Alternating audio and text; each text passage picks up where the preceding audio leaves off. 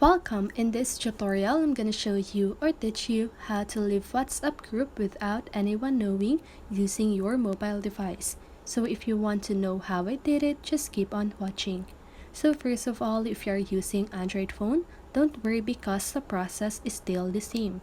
So let's get started. So first of all, I want you to open your WhatsApp. And now, I just want to tell you that when you try to leave the group, the members of that group will get a notification that you left the group. Okay? So if you want to leave the group without anyone knowing, you want to follow these simple steps. Okay? So now, you want to swipe your finger from right to left in the group conversation. Okay? So like that. And now I want you to click on the archive button. Okay, but if you're using Android phone, I believe you just need to long press on the conversation and the archive option will pop up.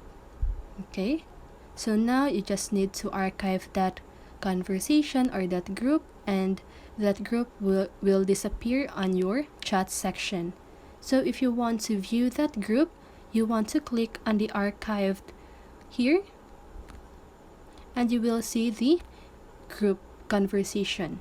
Okay, so if you want to bring it back on the chat section, I want you to do is again swipe your finger from right to left and click on an archive.